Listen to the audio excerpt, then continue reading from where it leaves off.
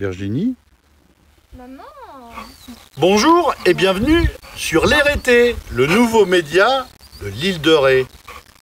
Et qui vous allez retrouver régulièrement à l'antenne?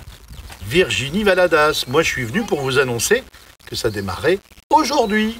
Rendez-vous sur l'rt.fr. C'est un nouveau site internet d'information locale avec des vidéos, bientôt des podcasts et puis aussi des articles, de l'innovation éditoriale. Il y aura des streamings, du live, du débat, du décodage.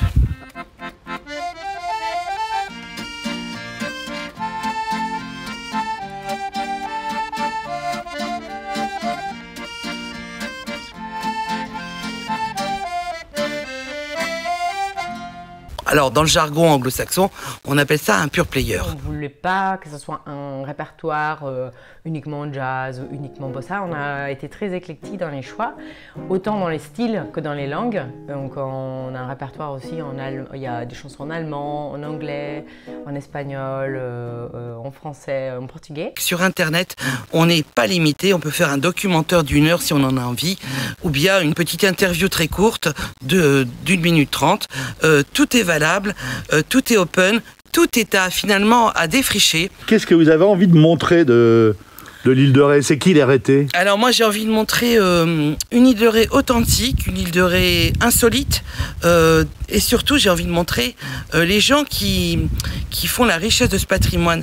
Toutes les initiatives, en fait, les humains, les rencontres, ce sera beaucoup de rencontres, beaucoup d'entretiens, beaucoup d'interviews avec les RT au sens large, c'est-à-dire les gens dans les associations, les gens dans les entreprises, les sportifs, les créateurs d'entreprises, les agriculteurs, les sauniers. Tous ceux qui bougent, quoi. Tous ceux qui bougent, exactement. L'île de Ré concentre un certain nombre de gens hors du commun et d'énergie extrêmement positive. Et c'est ça que l'RT a envie de montrer.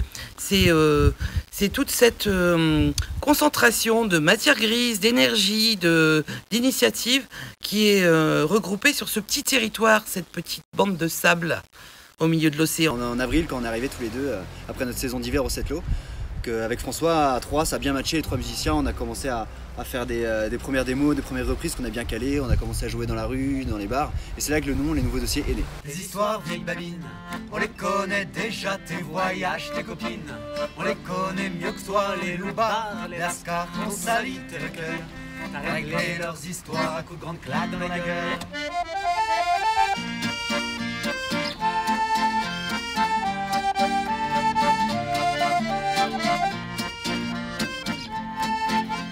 Voilà, donc les bassins sont reliés les uns aux autres. Mon eau va circuler au fur et à mesure. Dans mon aire sonnante, par exemple, qui est mon carreau de récolte, je m'efforce que la hauteur d'eau soit à peu près de la hauteur d'une phalange.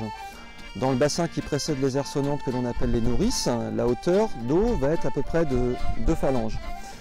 Dans le bassin qui précède les nourrices, les muants, la hauteur d'eau c'est 3 phalanges. Voilà. C'est comme si j'avais 2 marais salants dans un seul champ de mer.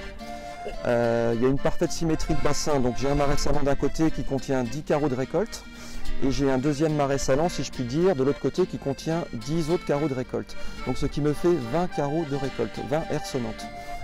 Alors il n'y a pas de certitude, mais une aire sonnante à elle seule, sur une production qui en principe démarre le 15 à peu près mi-juin et qui s'étend jusqu'à mi-septembre, c'est à peu près les dates où on peut récolter du sel, mais ça il n'y a pas de certitude.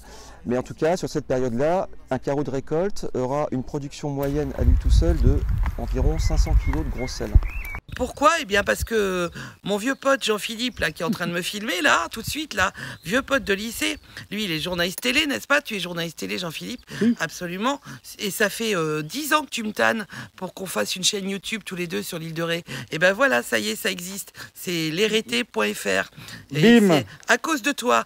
Et après, il y a un deuxième copain qui est important dans ma vie, qui est également journaliste, qui est venu en vacances ici, et qui m'a dit, ici, il y a une galerie de personnages de romans. Tes potes, c'est tous des personnages de romans, Virginie. Il y a des trucs à faire et en fait, si tu fais un site web d'info locale, faut que tu mettes en avant l'humain.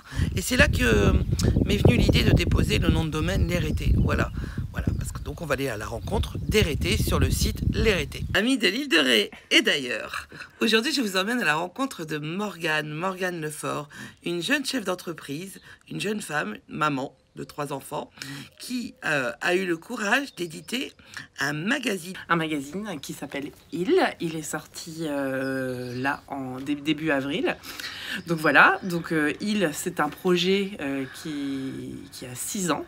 Donc voilà, moi je voulais vraiment, au niveau du format, qu'il ait ce format-là, cette qualité de papier aussi, du papier très épais, avec un gros grammage. Et après aussi, c'était vraiment pour mettre en valeur les photos, parce que Il est venu à la base parce que je suis passionnée de photographie, que c'est ma grande passion, et que je voulais mettre en page ces photos. Voilà, c'est comme un espèce de book sur les photos, sur les photos que je réalise. Voilà.